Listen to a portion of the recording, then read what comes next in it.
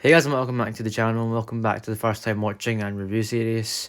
And today we are in our fourth episode of the Friday the 13th franchise, and today we're going to be watching, of course, Friday the 13th Part 4, the final chapter, released in 1984. This is a very exciting one because it's the introduction of Tommy Jarvis, of course, and is meant to be one of the franchise's best films. I think the only one given competition to this is Jason Lives, but other than that, I think it's meant to be one of the best. And it looks actually really good. Jason's supposed to be really strong in this one as well, and overall looks like a really good slasher film. So yeah, here's the trusty good old collection at this point, and let's flip it around and read the description. So, oh my god, I can't believe this is what we've watched so far, parts 1 to 3, and after we've watched this one, that's the first half done. That's 4 out of 8 films. We are going through this collection fast. So let's always do what we do. Let's read the description. So after the Crystal Lake massacres, Jason has been dead, but the diabolical killing spree continues at the camp where the gruesome slaughter began. Yeah, that's pretty much the similar synopsis with all the other ones. They all pretty much the same. Like a peaceful summer becomes a horror nightmare when Jason rises again to kill someone. That's what they all say pretty much. So yeah, but anyway.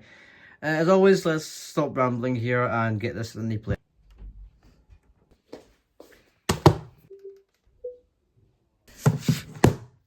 So, we have now watched that one, and that one. And today we move on to this one. So this is actually the last film with a singular disc, or a film on a single disc. These next 4 have 2 on each disc, so that'll be interesting to see how that goes. But for now, obviously, we're sticking to our 4 film, the final chapter. So let's just pop that into the player. If I can get it to close. And just wait for it to load up. And here's this menu for the final chapter. Already you can see it's pretty different looking compared to the previous 2 we've had, parts 2 and 3. For starters, I've not had this on mute, by the way. It's actually got full volume, but it's got no music or sound to it, as you can tell, and it's got a different image. Instead of the silhouette of Jason carrying a weapon, it's literally got Jason's mask. Similar to the actual poster of the film. The main poster of the film looks pretty similar to this, so that's pretty cool.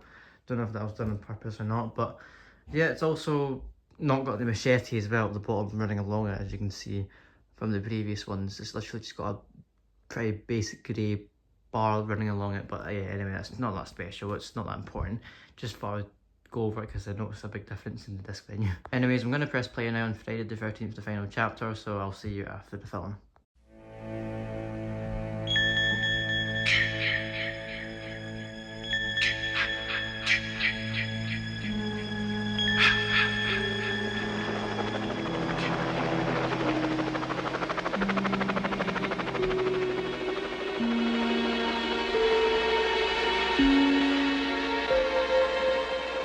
3 times before, you have felt the terror, known the madness, lived the horror.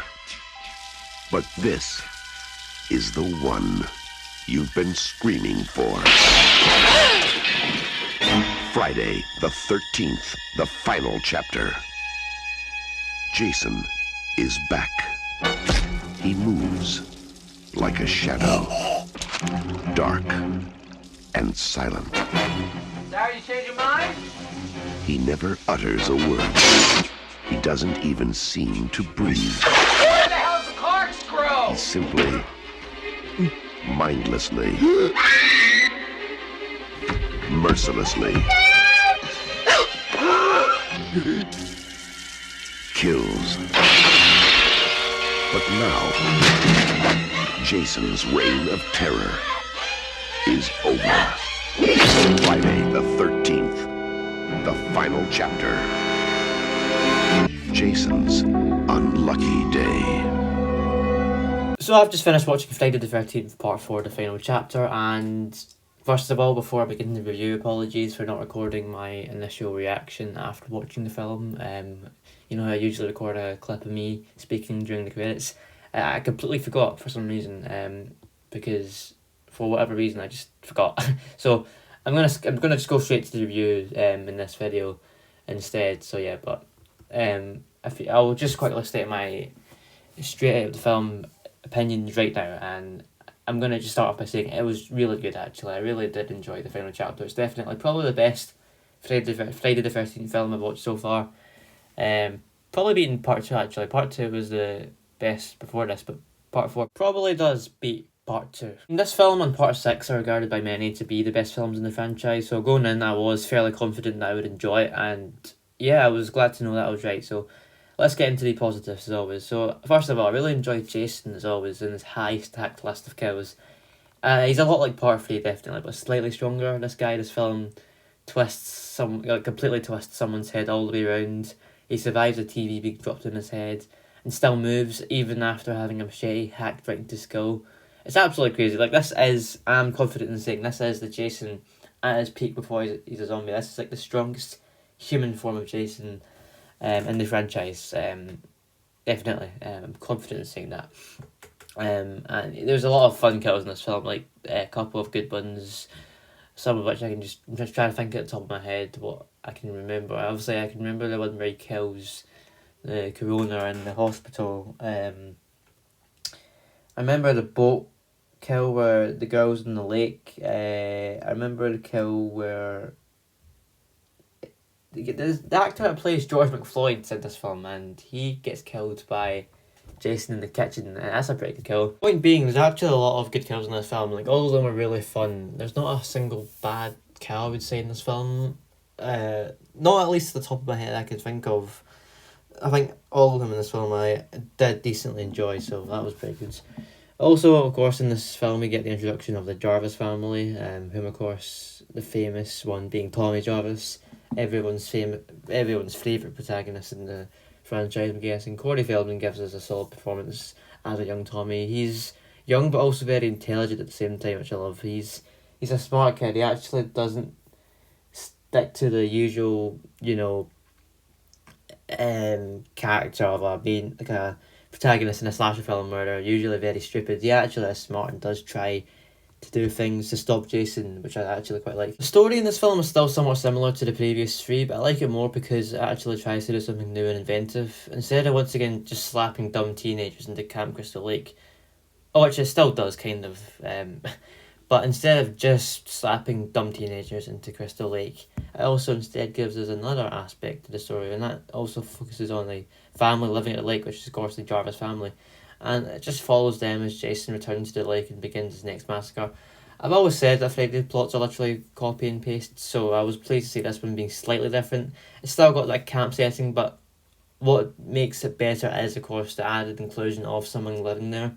And that actually makes it so much more interesting and different, and actually so much better, especially having the first 3 just basically the same copy and paste plot over and over again. So that definitely was one of the things I really enjoyed about the film, and what made it better than, I'd say, part 2 almost, actually, because part 2 doesn't do that. Whilst this film definitely got a lot of things right, it still can shake off some problems, such as the lack of build up of things and instead just rushing too quickly into it, or just happening without explanation.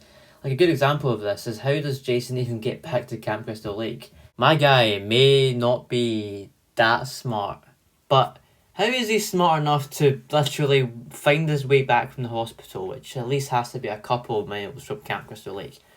Just walk back to, the lake. I mean, surely, maybe there's signs, but still, like, it doesn't really make sense. 1 minute he's at the hospital, the next scene cuts him back to the lake. It doesn't really make any sense, but whenever have the Friday films ever made sense? So yeah, I guess it's just a thing, but I just didn't really get that. But another gripe I had was the ending as well. Overall, it was a good sequence. I did like Tommy and Trisha facing off against Jason in their own home, but then it suddenly just cuts to them in a hospital. Once Tommy starts hacking Jason to bits with the machete, it just literally fades into another scene, which is the hospital. I just wish they'd shown us Jason's body, or even the police coming to the scene, which would have just have added more depth to the scene, like cutting quickly from you seeing a kid hack Jason to bits and then going straight to the hospital. It's a weird transition, don't you think? Or maybe it's just me, but I just wish they would have added more to it than just cut straight from the scene to the end, because in the hospital it literally is that last scene and then that's it, the film ends. So a bit of a really a bit of a disappointing ending if you ask me. But that doesn't really entirely ruin the rest of the entire film, because the rest of the film is still pretty good. So anyway, that is what really matters. But yeah, overall, I think Friday the 13th Part 4 was a very solid film and definitely probably the best one I've watched yet in the franchise, slightly beating Part 2 as I said. And it's also definitely not the final chapter, as the title says, as we get another like 6 sequels after this. We get Part 5, Part 6, Part 7, Part 8, Jason Goes to Hell, Jason X, Freddy vs. Jason, and then even the remake from 2009. So of course, Part 5 of which we'll be checking out next time. I actually don't know when I'll be watching Part 5, but it'll be very soon. And yeah, so overall, as I said, good film, very solid, and my final rating would probably have to be a 3.5 out of 5 stars and a 7 out of 10. That seems pretty good and fitting for this film. So thank you for watching this video. If you did enjoy, please remember to like, comment, share, and subscribe if you want to, guys. And stay tuned for the next first time watching video, of course, which will be part 5 in the beginning, where we get to see Roy Burns in action. But yeah, that's it for this video. Until the next one, bye bye.